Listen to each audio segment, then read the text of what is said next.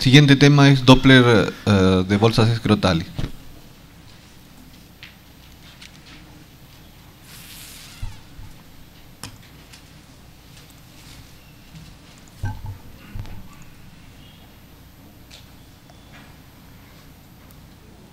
¿Quién hace Doppler peniano aquí? ¿Nadie?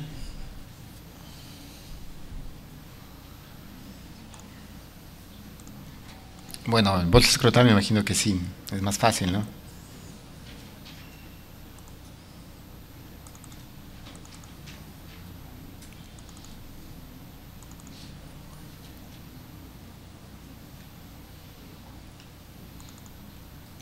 Me regala más agüita, por favor. Agua.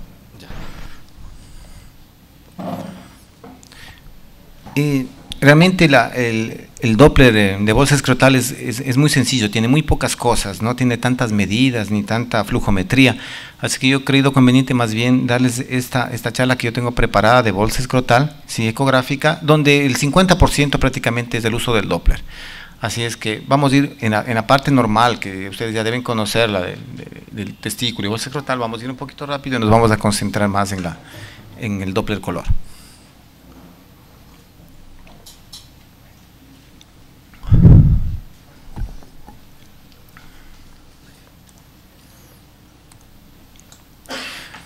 La ecografía es el método básico inicial, ¿sí? El mejor, el más barato, ¿sí? Los aparatos de ecografía están tan buenos que realmente es un método dinámico, podemos hacer muchísimas cosas con las armónicas, con la tecnología, con la alta frecuencia, con el biflow, con un montón de cosas, es buenísima la ecografía para la parte de la bolsa escrotal, ¿sí? El Doppler ha mejorado muchísimo, es bien fácil hacer el diagnóstico de torsiones, de epididimitis, y hay que considerar solamente que la tomografía y la resonancia magnética tienen el papel y el rol fundamental que no tiene la ecografía, como es para el estadiaje y para algún tipo de patología específica testicular, tumoraciones, y diagnóstico de metástasis en el cáncer de testículo, ¿no? El tamaño, ustedes ya más o menos deben conocerlo, solamente para recordarles las 3 medidas que se debe hacer. Muchas veces hay alteraciones del eje del testículo, tenemos que hacer un cálculo de volumen justamente en forma perpendicular. Podríamos usar medidas tridimensionales que pueden calcular el volumen. Siempre es importante calcular el volumen del testículo, ¿no? Hay tablas específicas para ver lo que es la atrofia. La visión extendida, los métodos extendidos ecográficos son muy buenos, nos permiten ver desde el polo inferior hasta la cabeza del epididimo, y si es que existiera aquí un poco de líquido también. Entonces estos métodos extendidos son muy buenos, pero también ustedes saben, dependen mucho de la rapidez con que ustedes hagan el extendido, ¿no? Pueden hacer que el testículo quede muy alargado, como en este caso, o mucho más corto, porque sigue siendo operador dependiente. Las vistas cromatizadas tal vez puedan referir un poquito más de alteraciones o pequeños defectos que pueda tener el testículo en cuanto a la textura. La visión trapezoidal, ¿sí?, nos permite hacer el diagnóstico simultáneo de las características tanto del lado izquierdo como del lado derecho, con ángulo máximo. La ecografía tridimensional también nos permite la evaluación simultánea de ambos testículos, ver la simetría, ver la comparación de la textura, todo eso de ahí se puede ver con ecografía, ¿no? En general, esto es fácil, ustedes saben que el testículo tiene una textura completamente homogénea, apenas podría aparecer unas estructuras hiperecoicas, ¿sí?, aquí, que corresponden a la rete testis o algunos pequeños septos, que eso es normal. Una pequeña cantidad de líquido dentro del testículo también es considerada normal, y también la presencia, cuanto más líquido hay, del apéndice testicular. El apéndice testicular, si es que no lo vemos, es porque no lo buscamos, ¿sí?, porque prácticamente el 80-90% existe, ¿sí?, y de hecho se comprueba por una serie de autopsias de que existe en casi todos los testículos, y depende más justamente de la cabeza del epididimo, aunque también hay apéndices del testículo o del apéndice de Morgagni, ¿no? Algunos testículos podrían tener una forma variada, y hay que preguntar al paciente. Lo primero, cuando ustedes vean esto de aquí, es si tuvo o no tuvo cirugía por criptorquidia, que es lo más común cuando ven algunas alteraciones de la forma del testículo y que se han producido por atrofia o por tracción del pedículo testicular. Las microcalcificaciones, ¿sí?, están siendo consideradas nuevamente como un parámetro de control, ¿sí? Pueden estar presentes en tuberculosis, en sarcoidosis, en granulomatosis, están presentes en procesos neoplásicos, pero no se puede descartar. Si es que no hay nódulo asociado a las microcalcificaciones, el control tiene que ser semestral, no se puede dejar de controlar las microcalcificaciones. Pudieran aparecer pequeños nódulos en acúmulos de microcalcificaciones después de 6 meses o después de un año, pueden ser el primer signo de un carcinoma incipiente, principalmente de los coriocarcinomas. Entonces, cuando ustedes vean microcalcificaciones en los testículos y no ven nódulo asociado, no ven patología Doppler, hagan el control cada 6 meses, soliciten el control y póngalo por escrito. El paciente necesita control estricto cada 6 meses. En cuanto al Doppler, ¿sí?, todos los testículos con los aparatos actuales se ven con vascularización intratesticular y peritesticular. Igual la parte, lo que corresponde a las estructuras del conducto deferente y del epidídimo. Pueden haber venas que cruzan el testículo, pueden haber venas anteriores, pueden haber, se ven fácilmente las arterias centrípetas, que son las que entran, y se ven fácilmente las arterias capsulares. Es decir, si usted coloca su aparato de ecografía, baja el PRF, aumenta la ganancia del Doppler, baja la ganancia del modo B, seguro que usted ve flujo dentro del testículo en pacientes normales, inclusive con los aparatos actuales de ecografía, ¿sí? Entonces, calibran bien su aparato, claro que el PRF está muy bajo, ¿no?, pero observen como nítidamente ustedes ven las arterias que vienen de un lado y las que van desde el polo superior, que son las arterias centrípetas. Pueden también hacer el Doppler y ver que los flujos y las estructuras son normales dentro de los dos testículos y son simétricas. En cuanto a los epididimos y a la apéndice testicular, como les decía, esa pequeña cantidad de líquido les permite ver los apéndices, y es también común y muy frecuente ver pequeños quistes en la cabeza de los epididimos. Eso también se ve más del 50%, por lo menos en el 50% de casos se ven unos pequeños quistes en la cabeza de los epididimos. Cuando están ya más en el cuerpo y son más grandes se llaman espermatoceles, pero si solamente son de 3-4 milímetros se llaman quistes de la cabeza simple del epididimo. Esta es una revisión hecha por la Universidad Ricardo Palma. En el 100% de los casos del apéndice testicular, si estaba presente, unilateral en el 66%. Observen que esto es una revisión, ¿no? Más frecuentes eran en el lado derecho y más frecuentes en el polo anterior superior del mismo lado, 96%. Es decir, que si no vemos los apéndices porque no lo buscamos simplemente, o porque no tenemos la suficiente cantidad de líquido peritesticular como para poder tener la impedancia y poder observar los apéndices testiculares. No es que tenga importancia. ¿Existe torsión del apéndice testicular? Sí existe torsión del apéndice testicular y asemeja muchísimo a una torsión del pedículo testicular. Los epidídimos se ven hipoecoicos. Rara vez se ven unos epidídimos hiperecoicos, en relación a los tejidos circundantes me refiero, ¿no? Entonces, hacer la valoración del epidídimo desde la cabeza, el cuerpo y la cola del epidídimo lleva una curva de aprendizaje más o menos significativa. El Doppler usualmente no suele existir dentro de los epididimos una presencia de codificación Doppler en pacientes normales. Es decir, si ustedes ven Doppler dentro de un epidídimo, casi con seguridad es un diagnóstico de epididimitis.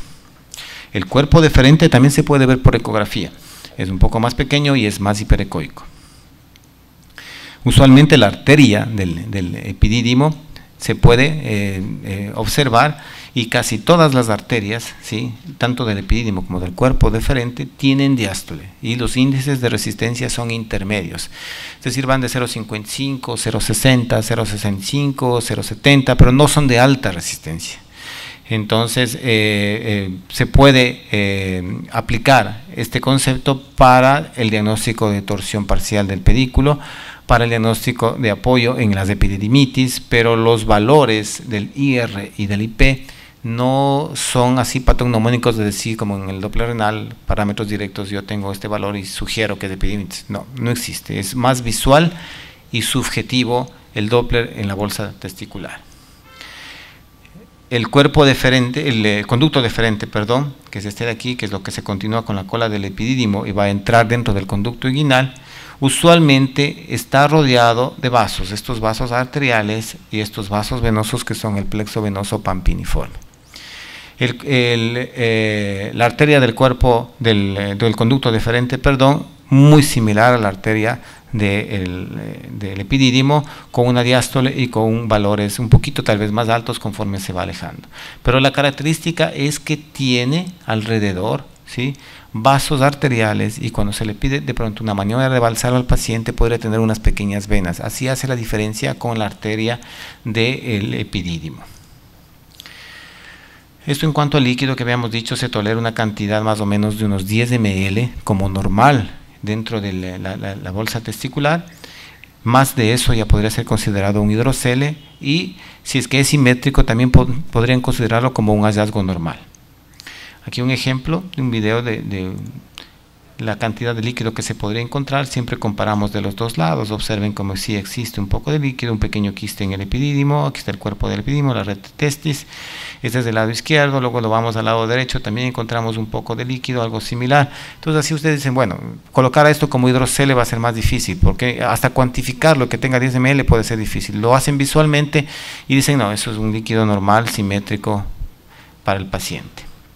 El cordón espermático, ¿sí?, siempre tiene que ser visualizado. Si es que llegan al polo superior del testículo y se meten en el conducto inguinal, ustedes encuentran siempre el cordón y deberían encontrar las arterias, ¿sí?, la arteria del cordón espermático y el plexo pampiniforme. Además de que les permite hacer el diagnóstico también de hernias indirectas que se pueden producir a ese nivel. Este es el signo, cuando tiene hidrocele, del signo de la tortuga. Miren, si ya le habían visto el signo de la tortuga, ¿sí? Esta es la cabeza del epidídimo y este es el apéndice testicular, ¿sí? Este es el signo de la famosa tortuga de Galápagos, colocada y patentada en el Ecuador y mandada desde Venezuela. La tortuga de Barquisimeto de esta de aquí. Se ve muy bien porque tiene un hidrocele. Es poco frecuente ver esta imagen, pero porque existe el hidrocele a tensión se ve muy bien. Pero de ahí el hidrocele suele acompañarse de esto de aquí, que es el engrosamiento de la túnica vaginalis. Y también a veces podría encontrarse calcificaciones, lo que le da el diagnóstico de ser un hidrocele de tipo crónico, ¿sí? Engrosamiento de la túnica vaginalis, más un engrosamiento posiblemente de la albuginia que está rodeando aquí, más una calcificación. Usted cierra el diagnóstico, dice es un hidrocele de tipo crónico, que busquen la causa en procesos inflamatorios crónicos, pueden ser infecciosos, bacterianos o hasta por varicoceles persistentes. Miren, cuando el hidrocele se vuelve a tensión, usualmente el testículo suele ser rechazado hacia uno de los polos, hacia una de las regiones. El hidrocele se vuelve redondo, el líquido se vuelve ecogénico, ustedes inclusive pueden ver cómo se mueve ese líquido, y esto debe ser, generalmente cuando son a tensión deben ser drenados, porque permanecer constantemente con ese tipo de tensión puede producir o llegar a alterar la textura del testículo e inclusive la espermatogénesis que pueden existir en estos pacientes. Los métodos extendidos le van a permitir ver desde el cordón hasta la cola del epidídimo, el líquido, la cabeza del epidídimo y todo el testículo. Es la ventaja de los métodos extendidos, ¿no? Inclusive se puede medir el engrosamiento de la piel cuando existen algún tipo de traumatismos, de infecciones o de procesos asociados. Otro ejemplo del hidrocele, no tiene mucha importancia. Las epididimitis, ya empezamos con un poco del Doppler. Se diagnostican desde el modo B y se confirman con el Doppler. El engrosamiento del epidídimo, ¿sí?, es visual, comparativo y subjetivo. Hay medidas, digamos 1 centímetro puede ser para la parte del cuerpo del epidídimo. Más allá de eso se considera engrosamiento del epidídimo. Sí, es verdad, pero si yo comparo con el otro lado, yo puedo estar más seguro de que ese epidídimo está engrosado. Si es que esa ecogenicidad del epidídimo, del cuerpo del epidídimo, está más baja que del otro lado, estoy un poco más seguro de que sea una epididimitis. Pero si es que las dos están iguales o el grosor de ambos están similares, ahí ya se me complica un poquito. Si es que va asociado con líquido y el líquido es espeso, me voy a favor más de un proceso inflamatorio del epidídimo. Generalmente se producen por gérmenes que llegan por vía del conducto deferente y es muy raro que se produzca en los niños, ¿no? También en los jóvenes, es más común en los adultos jóvenes. Eso hace también clínicamente un poco la diferencia. Veremos después por qué en relación a las orquiepididimitis, en relación a las torsiones del testículo y a las epididimitis. Inicialmente podría no existir mucha vascularización, pero como les había dicho, un epidídimo un poco engrosado más, un poco de vascularización dentro del epidídimo ya es sugestivo de epididimitis, porque los epidídimos usualmente no van a tener vascularización dentro, ¿sí?, detectable, ¿no? Y a ver pequeños flujos dentro de ese epidídimo, más una clínica dolorosa y más un adulto joven, ¿sí?, pueden hacer el diagnóstico inicial de una epididimitis. Los valores del Doppler son muy inespecíficos, no existen, o si es que existen tablas, no se han puesto de acuerdo en niveles de corte, es decir, IR, IP, velocidad sistólica, velocidad diastólica, pueden ser muy variables y va a depender mucho también dónde lo está midiendo. Entonces, Doppler espectral prácticamente no tiene uso en el diagnóstico de la patología de bolsa escrotal, solamente es visual, es subjetivo, es cantidad de vasos que usted puede verlo.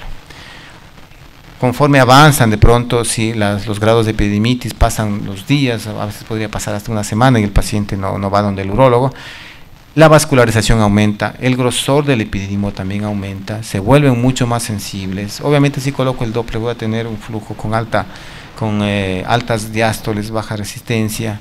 Los gérmenes comunes pueden ser Neisseria, pueden ser clamidia y en adultos mayores inclusive pueden llegar a ser como Escherichia o como Pseudomonas. Estos cuadros de aquí, ¿sí?, se diagnostican solamente con Doppler color y con la clínica, y con eso cierra el diagnóstico, especialmente si es que ve el testículo normal. Este es otro caso en el cual el epidídimo no está tan hipoecoico, porque posiblemente es un poco más crónico, pero está engrosado desde la cabeza y tiene áreas heterogéneas, es decir, áreas más hipoecoicas, y al Doppler color, al angiodoppler, en este caso, sí tiene una hipervascularización. Diagnóstico cerrado, epididimitis, porque el testículo se encuentra normal. Epidídimo engrosado, heterogéneo, corte transversal, cabeza del epidídimo, grosor aumentado, flujo Doppler, color, no tan sensible como el angiodoppler. En este caso, el epidídimo es este de aquí, y en este caso está también la parte más periférica adyacente que va a subir hacia el conducto deferente, cierra el diagnóstico de epididimitis más deferentitis. El conducto deferente lo va a ver más cercano y mejor cuando esté entrando en el conducto inguinal. El epidídimo lo va a ver mejor hacia la parte central, media y distal. Y para hacer el diagnóstico usted le ve todo el recorrido del epidídimo que está muy engrosado, y si esto va y regresa por aquí, regresa como conducto deferente. Si es que ve hipervascularización en los dos, como en este caso, aquí está el deferente, ¿sí?, acá está el epidídimo, deferentitis más epididimitis. Ya cuando se complica el cuadro infeccioso y se contamina, ya sea la parte bacteriana hacia el testículo, se producen unos cuadros de orquiepididimitis. El testículo va a quedar heterogéneo e hipervascularizado. Usualmente pueden estar mucho más vascularizados de lo que se ve aquí, pero el diagnóstico diferencial con una torsión ya es más complejo y más complicado, especialmente si la edad del paciente no nos ayuda. Si es que es un paciente que es puber, ¿sí?, el diagnóstico de torsión se acerca o se hace más efectivo, pensamos más en torsión. Pero si es que es un niño, ¿sí?, de unos 4 o 5 años, el diagnóstico de orquiepididimitis me es más favorable por la edad, entonces hay que llevarse más por la clínica también. Si es que es un adulto también, el diagnóstico de una orquiepididimitis o epididimitis de causa como Neisseria o clamidia es más favorable que un diagnóstico de torsión. La torsión es más común en jóvenes púberes y también en jóvenes adultos. Y eso se explica en los jóvenes porque aumenta el volumen testicular y el pedículo se tracciona. Entonces las orquiepididimitis son complejas, ¿sí?, porque esta misma imagen podría corresponder a una torsión completa del pedículo y no sabemos. Depende mucho de las horas con las que vayan evolucionando. Hay algunas orquitis que son comunes, poco comunes, perdón, como la orquitis granulomatosa, y podrían simular tumores, pero eso no es frecuente. ¿Qué es lo que sucede cuando tenemos que hacer el diagnóstico con una torsión del pedículo testicular? Recuerden, aquí está el pedículo, todo el cordón, viene aquí el pedículo, por aquí está pasando el conducto deferente, por aquí está pasando las arterias, por aquí está pasando el plexo venoso. La torsión, ¿sí?, del pedículo testicular, ¿sí?, básicamente es por causa venosa, trombosis de los plexos venosos, no por trombosis arterial inicialmente, como pensamos que el influjo arterial, la mayor parte, puede ser el responsable de la falta de flujo hacia el testículo. No es así, ¿sí? Inicialmente se produce por una trombosis de la parte venosa, y esa trombosis de la torsión del testículo posteriormente produce una compresión arterial, y eso hace con que disminuya el flujo hacia el testículo. Entonces, si nos llega un paciente, lo primero que vamos a tener que preguntar es cuánto tiempo de dolor tiene ese paciente. El dolor es un marcador muy importante. Si es que ese paciente le dice que tiene dolor desde hace 2 o 3 días y ustedes ven hiperflujo en los testículos, eso posiblemente no va a ser una torsión, ¿sí? Pero si el paciente les dice desde hace 2 horas y usted comienza a ver cambios en ambos testículos, usted ya se pone alerta porque sabe que tiene poco tiempo para poder salvar ese testículo, ¿sí? Si el paciente es igual, es puber o es joven, entonces usted se orienta más clínicamente para eso. Si ya le viene esta imagen con aumento del testículo en relación al otro lado y está muy heterogéneo con áreas hipoecoicas, eso posiblemente tiene ya más de 3, 4 o 5 horas, ¿sí? Ya está fuera del rango del diagnóstico, ¿no? Entonces, también sirven las fases, ¿no? Por ejemplo, llega un paciente con esta fase, siempre hay el exagerado, el hombre que no tiene muchas cosas, pero todo le duele, ¿sí? Pero consideren que realmente puede haber este otro tipo de fases en las que el paciente está muy tranquilo, pero está muy adolorido, pero no lo demuestra, ¿sí? Y hay pacientes también que también no refieren nada y presentan este tipo de circunstancias. Lo único que realmente había que hacer aquí es un Doppler, porque no hay como creerles a ninguno, ni al exagerado de que realmente le esté doliendo mucho, ni a este que realmente parece que en serio no le importa, o a este que realmente no siente nada, ¿no? El Doppler va a ser el fundamental en las primeras horas del diagnóstico. Comparamos derecho con izquierdo. Si es que estamos dentro de las 2 primeras horas, el mejor método no es el Doppler, es el PET-CT, ¿sí? Si es que hay PET-CT a la mano, clínica grande, hospital grande, ¿sí? Pedimos que se haga una dosificación con FDGA para ver la perfusión que tiene ese testículo. Es lo más sensible que puede existir. Desde las primeras horas de la torsión, la primera hora es lo más sensible que puede haber. Si es que no hay PET-CT, entonces esperamos un poco y hacemos el Doppler y vamos controlando, ¿sí?, el flujo dentro de estos testículos. Si ustedes tienen un paciente, usualmente, si es que tienen duda, lo mejor que pueden hacer es pedirle que se quede el paciente para monitorizarlo, se quede en observación y hacer una valoración cada hora o cada 2 horas hasta estar completamente seguro de la perfusión de ese testículo. No manden a la casa a un paciente con un diagnóstico, ya sea de orquiepididimitis o de torsión o caso contrario, hay que observarlo. Las torsiones del pedículo testicular, también recuerden, pueden ser variadas, es decir, pueden ser completas de 360 grados, pueden ser de 180 grados, pueden ser un poco crónicas cuando son de menos de 180 grados, y en general, ¿sí?, podrían ya venir testículos así, de esta manera, es decir, tienen unas bandas hipoecoicas que ustedes las ven aquí, que son las áreas prácticamente de infartos o de necrosis que ya se ha producido dentro de ese testículo. Ustedes colocan la caja de color, bajan el PRF, aumentan la ganancia de color y no obtienen flujo. No tienen flujo para nada dentro de la parte testicular. Entonces el diagnóstico de torsión es casi con seguridad, especialmente si ustedes comparan con el otro lado. Y el otro lado tiene vasitos centrípetos, tiene vasitos capsulares, pero el lado afectado prácticamente tiene solamente vasos periféricos.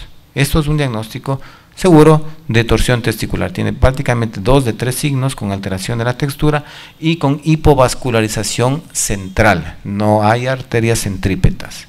Les digo esto porque muchas veces vamos a ver imágenes de arterias capsulares. ¿Qué pasa si a veces podrían venir, ¿sí?, son torsiones, pero tienen vascularización aumentada hacia la parte periférica? Eso se produce en las 2 o 3 horas cuando se ha producido el inicio de la torsión. Como la patología es prácticamente de origen venoso, todavía tiene influjo arterial. Está entrando, ¿sí?, hacia la parte testicular, pero existe una hipervascularización compensatoria por las arterias capsulares. Entonces, mucho cuidado y mucho ojo, ¿sí?, al decir que esto es una orquiepididimitis porque ven de los dos lados flujo, versus una torsión que está en las primeras horas de inicio. Hay que, por eso les digo, monitorizar a los pacientes, por lo menos durante unas 4 horas, hacerles unas 2 o 3 ecografías. Hacer el Doppler, ya sea en la arteria del conducto deferente o ya sea en la arteria del epidídimo, no sirve de mucho. En teoría, ¿sí?, el índice de resistencia, ¿sí?, o la resistencia de las arterias va a aumentar, ¿sí?, ya sea por efecto compensatorio o ya sea por compresión venosa a nivel del pedículo. Pero el espectro Doppler de las arterias no se usa como diagnóstico o como parámetro diagnóstico de torsión testicular. Estos son los problemas que tenemos para hacer la diferenciación. Torsiones agudas versus orquiepididimitis, es decir, vemos un testículo con una vascularización predominantemente periférica. Algunos pequeños vasitos nos podrían ayudar a decir, aquí hay un poquito de perfusión, ¿sí?, intratesticular, pero todo esto que vemos acá está fuera del testículo. Todo esto que está aquí puede estar en el epidídimo. Todo esto que está acá pueden ser arterias capsulares que en la fase inicial de la torsión están con una vasodilatación de tipo compensatorio. Entonces, esto de aquí tiene que ser comparado con estudios después de unas 2 horas para ver si realmente la vascularización del testículo comienza a desaparecer. Sí, cerramos el diagnóstico, es torsión, está a tiempo al urólogo de entrar y quirúrgicamente hacer la reversión del proceso. O si es que permanece hipervascularizado después de 4 horas, decir no, esto me parece más una orquiepididimitis que una torsión testicular. Todo dependiendo de la edad del paciente también. Tardíamente, a veces llegan pacientes, yo no sé cómo toleran el dolor, también en este caso este paciente llega después de 24 horas, ¿no?, de dolor. Obviamente la imagen del testículo, ustedes ya la pueden observar, ha cambiado completamente en relación al otro lado. El otro lado tiene vasos normales, este lado de aquí tiene ya alteraciones de la textura, no hay vascularización ni siquiera periférica ni central, ¿sí?, ni al angiodoppler. Cuando ustedes hacen el Doppler color y ustedes observan una masa, ¿sí?, una masa, se observa el cordón en forma de S y no tiene flujo, entonces ustedes saben que prácticamente ya eso fue una torsión y se quedó avascular prácticamente después de 24 horas, es lo que se podría esperar de un testículo perdido. Y es un diagnóstico tardío con un testículo que se perdió. Eso va para orquiectomía, no hay otra solución, porque si es que se lo deja también, eso va a producir una infección. Eso es más fácil que hacer un diagnóstico agudo, ¿no? Las torsiones tardías son mucho más fáciles. En relación al trauma, es común que se produzcan en algunos deportes, como ustedes pueden ver, y el trauma se puede ver tanto en la parte subcutánea como también se puede ver a nivel de los testículos. Suelen verse hematomas en la región subcutánea, cercanos a la albujinia, pueden verse hematoceles, pueden verse líquido y aumento de la vascularización. Muchas veces también puede acompañarse de pequeños septos o cuando se hace el Doppler color tal vez no se encuentren muchas alteraciones significativas, pero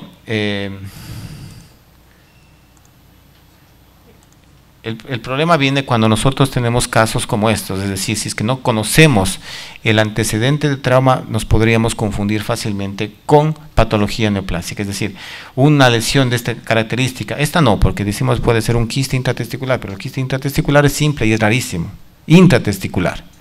Pero esta imagen de acá no, esta de aquí me parece una tumoración testicular, y una tumoración testicular es grave porque el 90% son malignas. Entonces, pero dice el paciente, no, yo tuve un trauma testicular jugando fútbol, perfecto, entonces te hacemos un control, regresa y miren cómo van desapareciendo. Desaparece principalmente la imagen de menor, el hematoma, que fue mucho más fácil resuelto, y el otro comienza a desaparecer y prácticamente no ha quedado. Después de 6 meses prácticamente el testículo ha quedado con una pequeña secuela, ¿sí?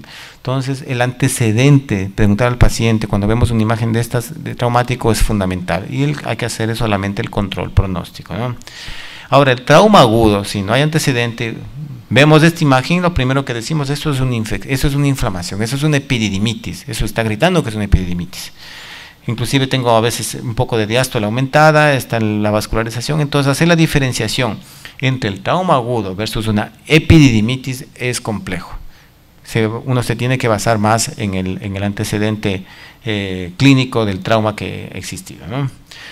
También nos podemos encontrar con este tipo de imágenes.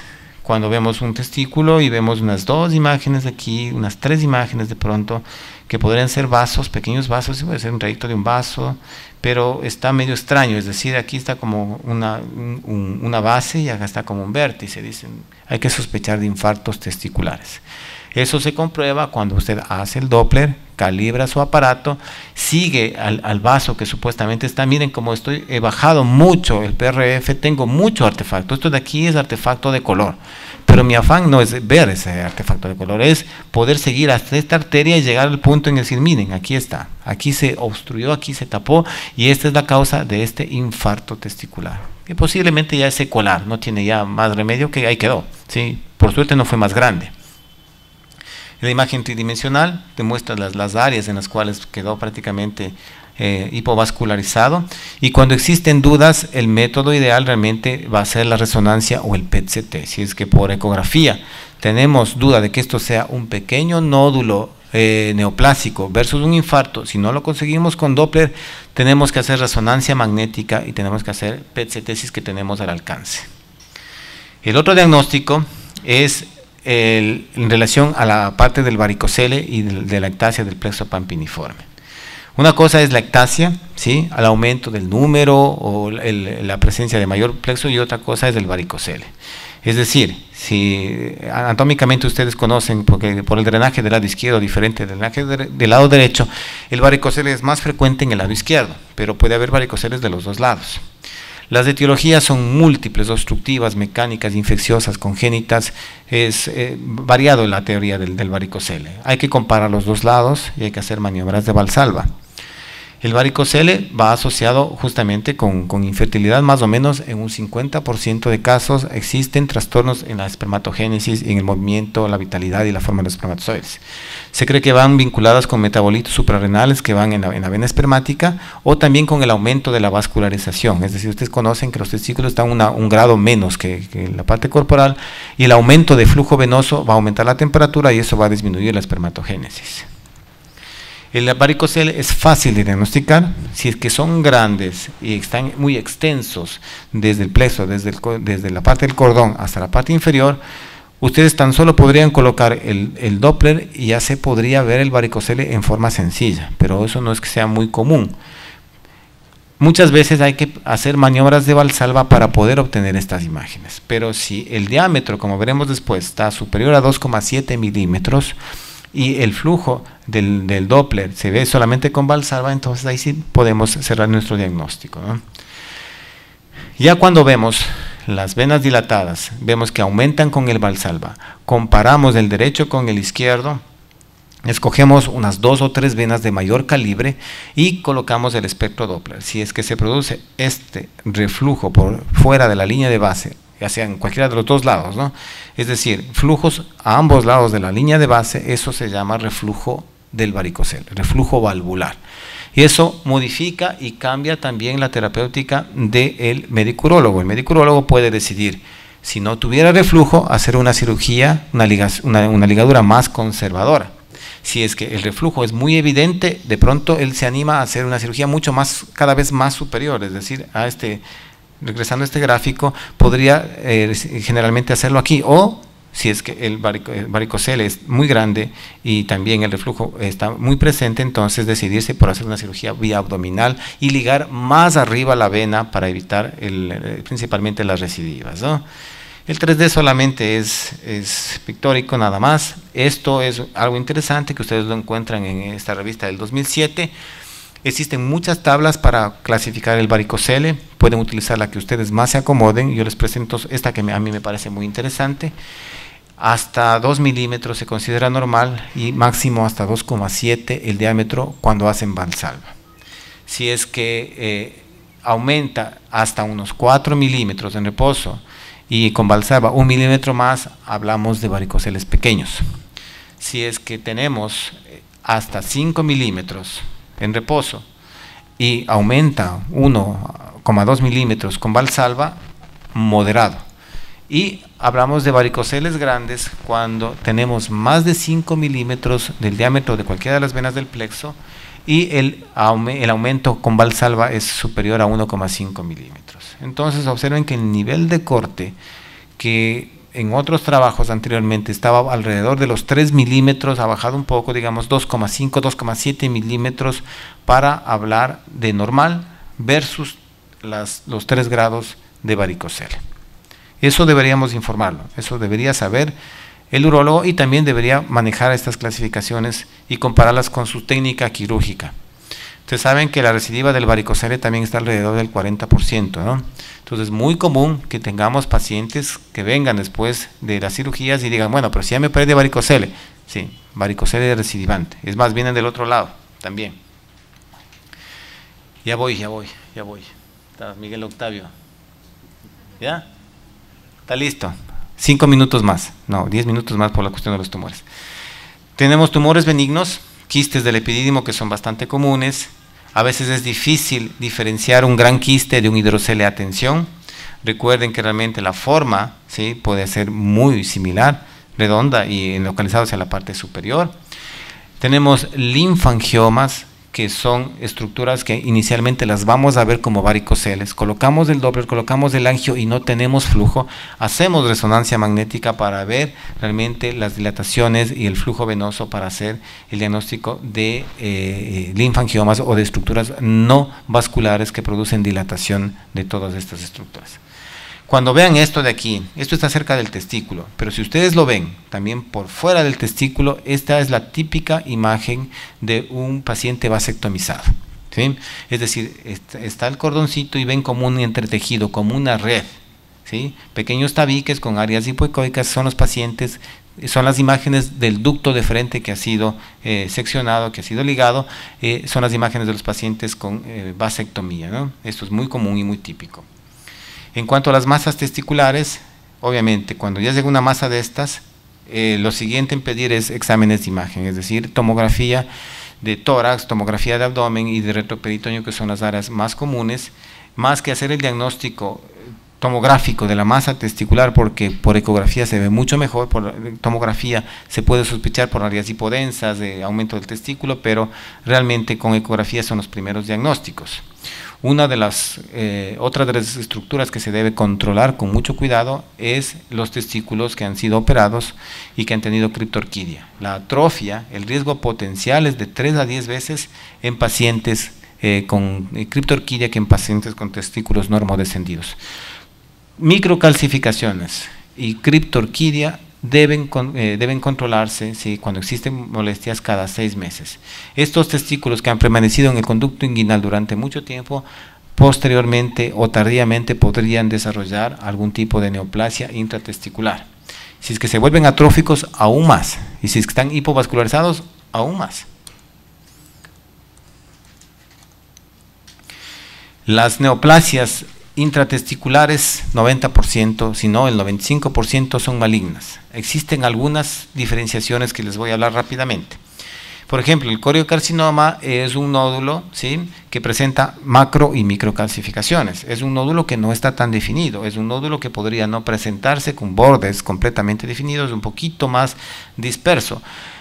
Pidan siempre o pregunten si la beta-HCG está alta. Se puede cerrar el diagnóstico de un coriocarcinoma con una beta-HCG alta y con esta imagen de aquí. Son los que peor pronóstico tienen. Los pacientes se mueren en menos de un año, especialmente porque cuando vemos uno de estos nódulos ya tiene metástasis. La resonancia magnética puede ayudar cuando los nódulos son pequeños. En este caso, en este tumor de células germinales, tumor de células de Leydig, existe una pequeña área, ¿sí? Se comportan en forma diferente a lo que es un quiste. Un quiste en el T1 es hipointenso y en el T2 es hiperintenso.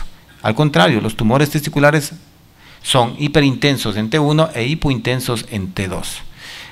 Y son mucho más sensibles y pequeños, ¿sí? Son más fáciles de ver por resonancia que por ecografía. Hay algunos que podrían no definirse y solamente con el Doppler los podemos ver. Aquí está un poco más definido. Son tumoraciones testiculares y que realmente acaban siendo el 50% de diagnósticos de seminomas.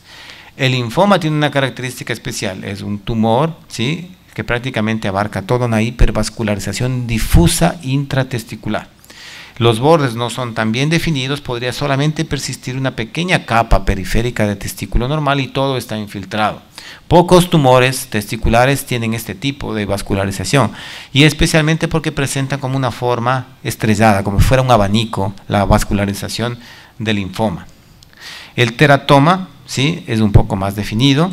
También dos marcadores importantes bioquímicos, la alfa-fetoproteína y la beta-HCG, nos ayudan a hacer el diagnóstico diferencial de los otros tumores. El teratoma podría tener un halo periférico y podría tener calcificaciones. Hay tumores mixtos como el teratocarcinoma, que en el 15% ¿sí?, se pueden presentar. Estos tumores no son fáciles de diferenciar de un seminoma. El Doppler espectral tampoco nos ayuda mucho para hacer la diferenciación, pero son un poco más grandes y mayores que el seminoma y pueden abarcar una mayor región del testículo. La resonancia magnética ¿sí?, podría también ayudarnos a definir si es que la tumoración es intratesticular o es extratesticular. Casi todas las tumoraciones extratesticulares que dependen de los anexos son benignas, casi todas, ¿sí?, al contrario de las intratesticulares. Una pequeña banda hipointensa alrededor de ese nódulo podría decirnos que esa es la albuginia y que separa la parte testicular. Es un poco complejo, ¿sí?, pero observen cómo se comporta justamente con una hiperintensidad en T1 y una hipointensidad en T2. El más común de todos es el seminoma. El seminoma prácticamente está presente entre el 5, 40, 45% de casos de tumoraciones testiculares. No son tan grandes los seminomas, es decir, por lo menos depende del estado en que vienen, no abarcan más que el 50% o 40% del volumen testicular, son heterogéneos, podrían tener una banda hipoecoica, ¿sí? Existen 3 variedades como ustedes pueden ver aquí. ¿Son vascularizados? Sí, son vascularizados, son hipervascularizados, no tanto como el linfoma, y un poco más que el coriocarcinoma y que el teratocarcinoma, pero son vascularizados. Con angio, con Doppler color, son hipoecoicos, son definidos, ¿sí? Podrían tener microcalcificaciones, pero no es frecuente que la tengan, o si las tienen, tienen en menor proporción como los tuvieran los coriocarcinomas. También los marcadores bioquímicos podrían estar un poco alterados, pero no tanto como el coriocarcinoma con la beta-HCG y no tanto como la alfa-fetoproteína con el teratocarcinoma. Es decir, observen cómo tenemos que basarnos también un poco en el conocimiento de la bioquímica para orientarnos en el diagnóstico clínico radiológico de los tumores, ¿no? A pesar de que todos estos van para cirugía. Aquí otras imágenes del mismo seminoma, observen cómo la diástole está alta, les había dicho que no tiene un valor significativo. La edad del paciente también es importante, es en adultos maduros, jóvenes de entre esta edad, 35, 39 años de edad, ¿sí? Y lamentablemente el 25% de los casos ya tienen metástasis, ¿sí? Aunque la sobrevida es mucho mayor que la de un coriocarcinoma, por ejemplo, ¿sí? Pueden ser 5 años, 4 años de sobrevida, ¿sí? La resonancia magnética también podría ser aplicada porque nos permite ver una mayor influencia de todas estas infiltraciones que rompen la albuginia e intentan invadir la parte periférica testicular. En eso sí es superior a la ecografía porque nos permite ver esto. Es un corte coronal e inclusive cuando colocamos gadoliño en el T1 esto se produce una hipervascularización, un refuerzo hiperintenso en toda la tumoración. Todas las masas testiculares deben ser complementadas con los estudios de imagen, como ya habíamos visto, ¿sí? Principalmente para ver si hay adenopatías retroperitoneales o nódulos o metástasis pulmonares o hepáticas. Hay algunas masas que no son neoplásicas y que son raras. Por ejemplo, si ustedes ven una masa de estas, dicen, lo primero que piensan es en un seminoma, y lo segundo en una tumoración de las que hemos hablado. Pero si es bilateral, ¿sí? Una resonancia magnética puede resolver el problema porque eso se trata de hiperplasia de los restos adrenales del testículo. Son formaciones lobuladas, mixtas, heterogéneas, con áreas hipointensas, hiperintensas, pero bilaterales, ¿sí? Y usualmente son hipovascularizadas. Entonces le orienta más a que no sea neoplásico maligno y esta entidad que es rara, creo que no llega ni siquiera al 2-3% de presencia cuando es bilateral. No se olviden siempre también de subir un poquito el transductor y meterse en el conducto porque fácilmente ustedes pueden hacer el diagnóstico de hernias, ¿no? Hernias de tipo indirecto. Eso como corolario ya para finalizar esta charla. Finalmente, recordar, la tomografía y la resonancia se hace para diagnóstico de criptorquidia abdominal. El diagnóstico, el mejor método diagnóstico para ver testículos abdominales no es la resonancia magnética, peor la ecografía y menos aún la tomografía, es la laparoscopía. ¿Sí? La resonancia tiene, creo yo, una sensibilidad que nos llega al 70% y una especificidad que nos llega al 80%, si es que lo digo mucho, pero no, usualmente ni siquiera con resonancia se consiguen ver los testículos abdominales. Si es que están en la ingle, es fácil verlo con ecografía, mucho mejor con resonancia también. Pero si están en el abdomen, solamente la laparoscopía puede ser el único método diagnóstico para encontrar esos testículos. Indicaciones de tomografía y resonancia: infarto testicular y sobre todo el estadiaje tumoral para ver cuando ya realmente hemos hecho el diagnóstico ecográfico de tumoraciones testiculares. Bueno, finalmente eso es todo. Yo les agradezco mucho, esta es mi última charla, espero haberles transmitido el conocimiento que realmente tengo. Muchas gracias por haberme invitado, espero no haber hablado mucho y le vamos a dejar la palabra al doctor Miguel Octavio Sosa Pallavicini. Oye, Pallavicini no es un apellido medio gaysiño. Pallavicini. Sí, pero como que te voy a regalar mi corbata mañana para que realmente la uses y le pongas Pallavicini. Maestro, es de la realeza italiana, no de la chusmocracia quiteña. Bueno, muchas gracias. Bueno, muy agradecido.